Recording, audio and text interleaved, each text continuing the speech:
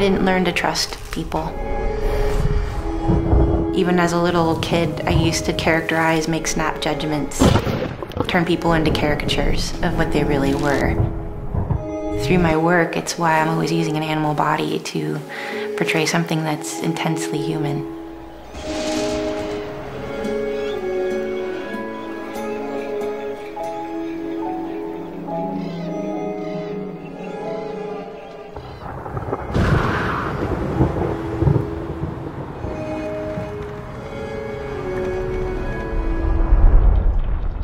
I wouldn't say that I had a good connection with my inner self, no.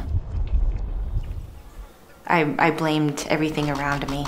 It wasn't until I got older that I started realizing that those were self-imposed states of being, that I had to find my own way out of that forest.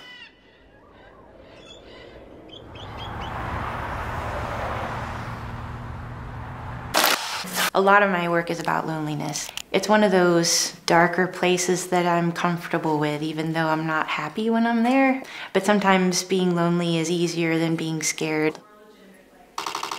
From my earliest memories, I wanted to be a scientist. I wanted to be just like my dad. And he taught me from a really early age to ask questions over and over again, and taught me that that was an intelligent way to dissect the world. I mean, asking why you're lonely is not a very good question. Asking why you haven't formed a more intimate relationship with your partner, or why you push this particular person away, those are better questions. And then deeper and deeper and deeper.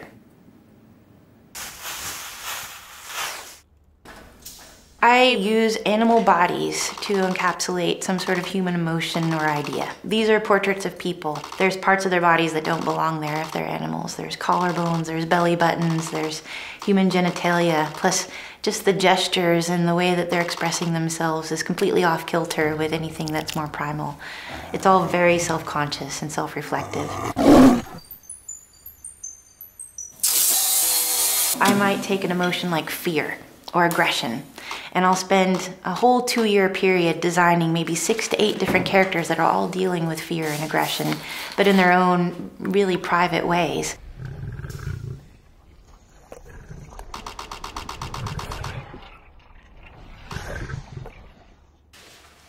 The process I've created is something that I love. It's intense, it's over the top, it's probably largely unnecessary, but it's how I enjoy thinking and working through these questions that were the basis for the pieces in the first place.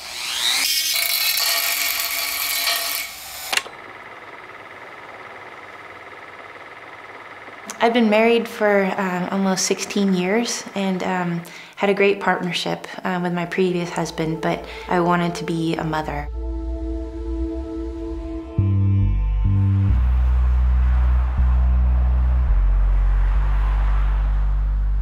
So that meant leaving that relationship and doing it on my own.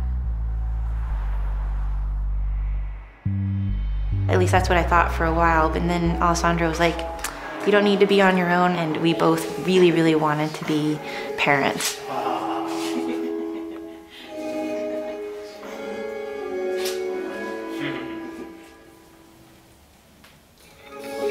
So we already had this great friendship and an intimate understanding of who we were as artists.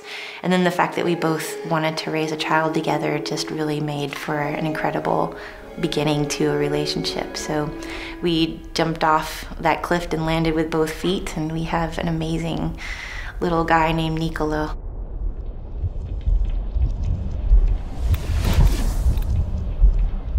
The people who are close to me worry about the amount of time I spend inside of my own head, obsessing about my own loneliness or the feelings of depression or anxiety or self-doubt that I'm not good enough, that my work isn't good enough, I don't like the way I look, you know, all those things. And I really tear myself apart over them. But that tearing myself apart is part of understanding and coming eventually to peace with it.